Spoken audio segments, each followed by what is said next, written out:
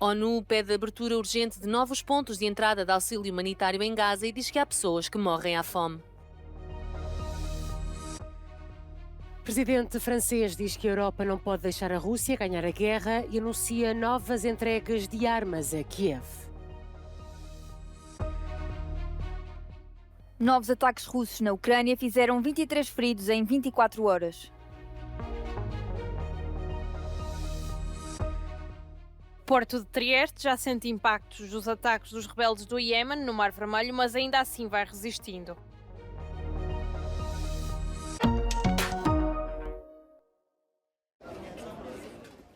Há zonas na faixa de Gaza onde as pessoas morrem à fome.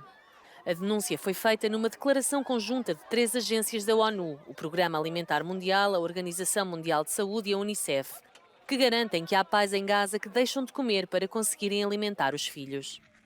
Uma maçã, por exemplo, custa nesta altura cerca de 7,5 € e o combustível para cozinhar é praticamente impossível de encontrar. There are people starving in areas and we are not able to give basic food for. The needs are rising faster than we are able to respond. We need to be able to bring in more supplies and we need safe access to reach people everywhere in Gaza, not just those who are close to the borders. A ONU pede o envio de mais auxílio de forma urgente e a abertura de novos pontos de entrada de ajuda humanitária, apelando a que os trabalhadores das Nações Unidas e aqueles que precisam de ajuda se possam movimentar em segurança. Segundo as Nações Unidas, Israel tem negado acesso dos caminhões que transportam mantimentos e equipamentos para satisfazerem necessidades básicas a zonas do norte da faixa de Gaza, alegando razões de segurança. Só 1/4 dos carregamentos consegue chegar ao destino. Apesar dos bloqueios, França e Catar conseguiram na terça-feira mediar um acordo entre Israel e Hamas para a entrega de medicamentos aos reféns israelitas em cativeiro.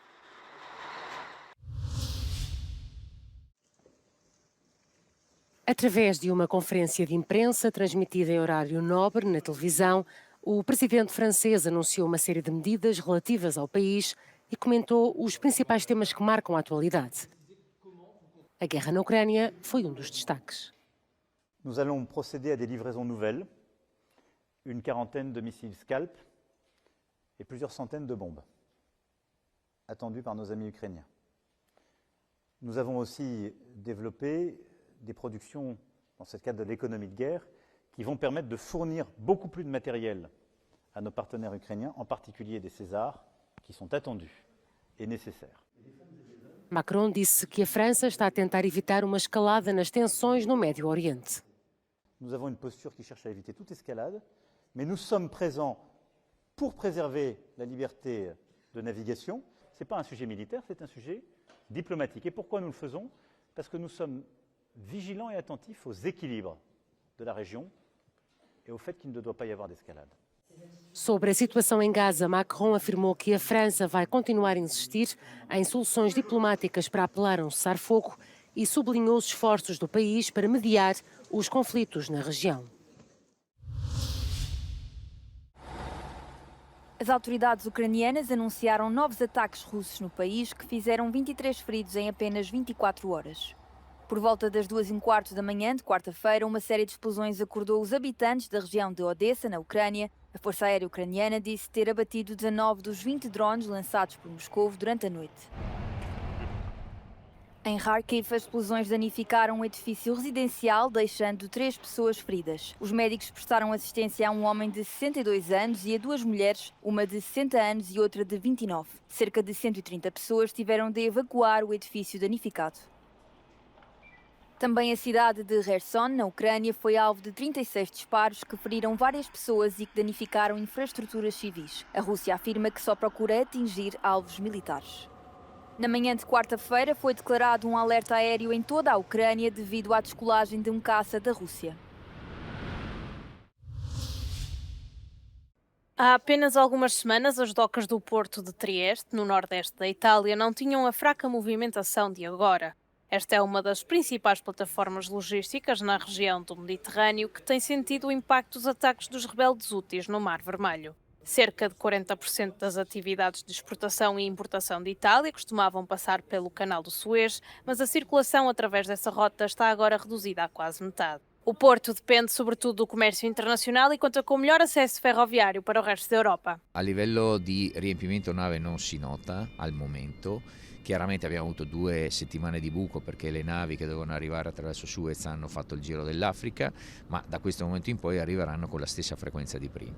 Adesso sta al mercato, sta al cliente capire se preferisce, che un cliente ungherese, non so, che oggi riceve, noi abbiamo 8 treni al giorno con Budapest. Ecco, domani mattina l'impresa di Budapest decide di passare ancora da Trieste o da Hamburgo. As autoridades estão preocupadas com os cenários a longo prazo e temem que o porto de Trieste possa ficar parcialmente isolado do comércio mundial. Questo è un porto che negli ultimi anni ha conquistato mercato nei confronti dei porti del nord Europa, chiaramente perché siamo di fronte al canale di Suez, quindi un po' alla volta il mercato e gli operatori hanno capito che passare di qui è la strada più breve per arrivare dall'Asia verso l'Europa e viceversa. A Associação Nacional do Setor Portuário foi a primeira a fazer soar os alarmes sobre a situação.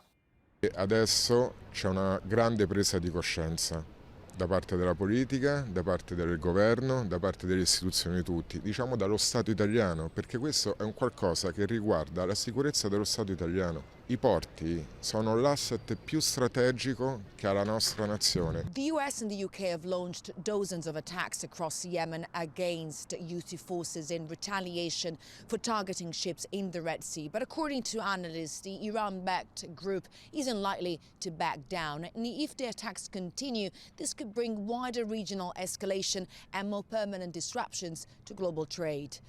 Giorgio Orlandi for Euronews, in Trieste.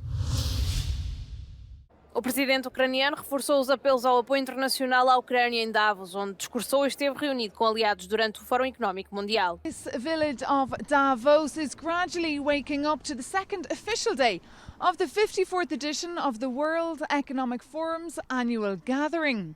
The big focus yesterday was on the future of war-torn Ukraine, with President Zelensky receiving a standing ovation for his words to the audience. He also had FaceTime with some CEOs from some of the most powerful and wealthiest banks from across the world and representatives from the tech world.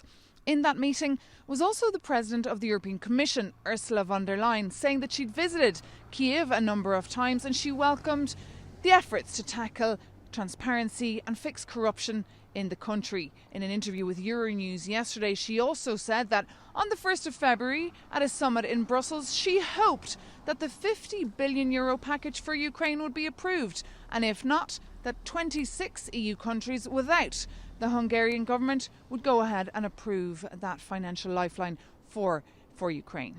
Coming up today, Wednesday, on centre stage will be Antonio Guterres, the Secretary-General of the United Nations. European leaders like Pedro Sanchez of Spain and Emmanuel Macron of France will also be leading those talks. Maeve McMahon, Euronews, Davos. What are the next steps for digital worlds? Well, business leaders, including from Meta, covered this at a panel discussion here in Davos, where many of the CEOs of the biggest companies in the world are gathered this week for the World Economic Forum. Well, the use cases for AI in the metaverse were highlighted, including plans to use it more in staff training, youth education, and to share experiences in the virtual world. All regulators expressed concern, however, about the tech developments and highlighted how privacy laws for companies need to be considered, as one size does not fit all as it stands. Well, the upcoming elections were also discussed and what Meta and other tech giants are doing to stamp out misinformation across platforms. Well, panel member Sir Martin Sorrell, who's the executive chair of S4 Capital, shared his view with Euronews on the task at hand for the tech giants. Something like 4 billion people are going to the polls, and I think there is 70 countries involved. So the answer is it's going to be super tough. But the answer to the question is, I think, self-regulation, and the platforms are going to have to spend a lot of time and effort on making sure that electorates are protected. But of course, it's easier said than done. So a tough one. Angela Barnes, Euronews at the World Economic Forum in Davos. Thank you very much, everybody. Great honor. Thank you Uma very vitória de Donald Trump nas primárias do Partido Republicano para escolher o candidato às eleições presidenciais dos Estados Unidos em novembro suscita preocupações na União Europeia. O eventual regresso do antigo presidente à Casa Branca poderia dificultar as trocas comerciais se regressassem medidas protecionistas. Durante o primeiro mandato de Trump, o governo impôs tarifas alfandegárias sobre vários produtos da União Europeia que estão agora suspensas. Non dormiamo sonni molto tranquilli. È vero che il contesto comunque è cambiato ed è mutato molto rispetto a quelli che erano gli anni precedenti, anche in il contesto di guerra, il contesto di instabilità mondiale, che potrebbe da un lato portarlo a più miti consigli. Dall'altro lato è pur vero che anche con questa amministrazione, seppur con toni decisamente più distesi e una certa spostare nel tempo quello che potrebbe essere il problema soprattutto sull'acciaio e l'alluminio, non abbiamo visto un paese estremamente colaborativo. A União Europeia está também preocupada com a possível reversão do apoio político e militar dos Estados Unidos à Ucrânia, que tem sido determinante desde o início da guerra. Os republicanos no Congresso já estão a bloquear a aprovação de um pacote financeiro e Trump foi sempre crítico sobre ser um grande parceiro da União Europeia neste domínio. The biggest challenge dealing with Mr. Trump is that he is so unpredictable. He has said the one thing on Ukraine, that he will support Ukraine as much as required, and on the other hand, he has been openly questioning further US support for Ukraine. So he obviously has different views, and you never know exactly what his view is.